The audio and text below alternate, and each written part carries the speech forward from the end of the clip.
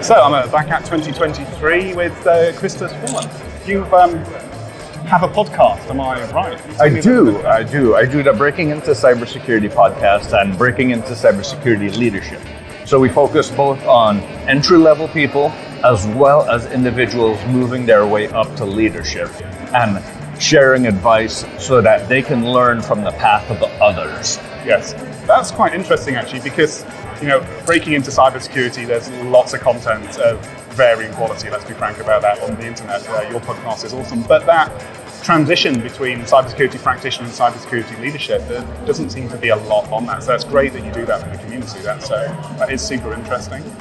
Yeah, a lot of the content out there has been focused around the technical skills, around the technical areas needed, but there's less focus on how do you interact with the business, what skills are needed to do that, how do you lead a team, how do you manage those types of expectations.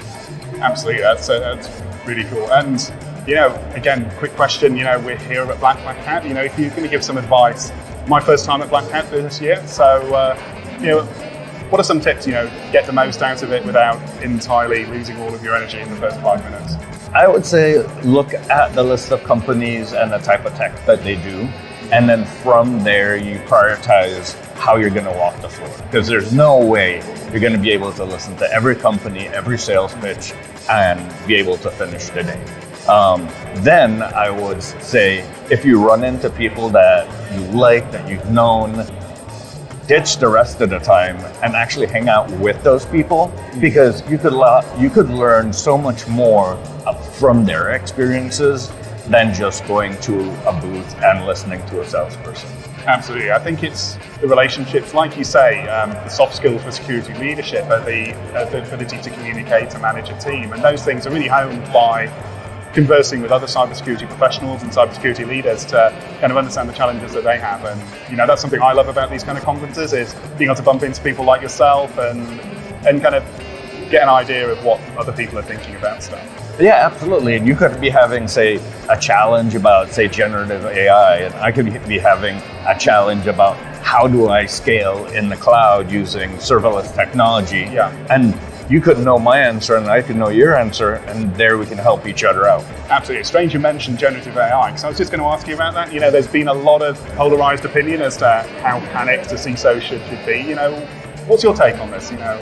Well, first I would say we have to step back and figure out what is the business trying to do with the use of a large language model. So not just ChatGPT, but anything out there. Yeah. Are they trying to use it to help them code? Are they trying to use it to help them market? And then figure out from there which providers you might be able to use. And then from there, how secure those providers and where your risk would be in integrating those AI-enabled technologies within your vendor stack. Yeah, absolutely. Kind of understanding the risk and facilitating business. So this year's had a lot of announcements of various different things. The cybersecurity strategy from President Biden's come out, and most recently the SEC, the new rules on the reporting of incidents, but also attesting to there being an actual cybersecurity program for senior management buy-in.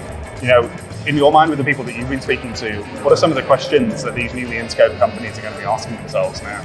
Well, I think you have to see where the teeth are. With a lot of government regulation, they might say a lot of things, but if there's no enforcement to it, then not many companies will comply. Exactly. You'll have the larger companies that will try to be more advanced and keep in line with it, but not necessarily follow it. And it's a risk-based decision no matter what you do.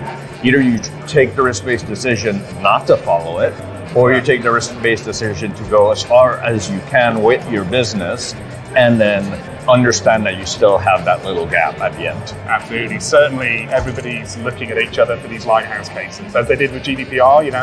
There was the shock and awe of the massive fines, but until you see how that enforcement looks and what mode or whether that enforcement even takes place, you're absolutely right. A lot of companies are biding their time, certainly. You're going to have insurance companies that are likely to move the model significantly faster than policy will, because they're the ones that are paying out on these claims. Exactly. So in order to qualify for these policies, they have to meet the insurance the industry needs to get that policy and then to try to get that claim.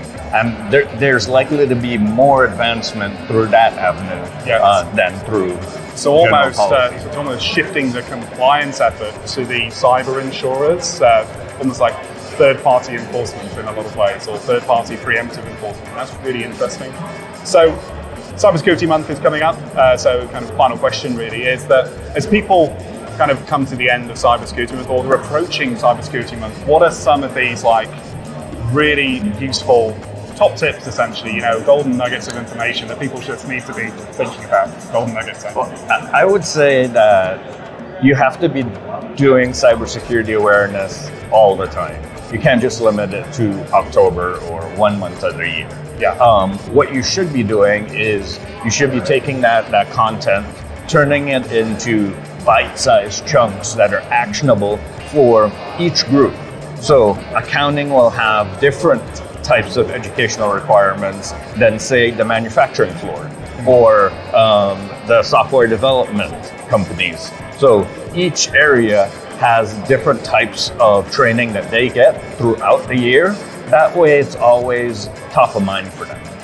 That's sage advice. Christoph, thank you for your time. It's been a pleasure to talk to you. It's been a pleasure. Thank you. Thank you.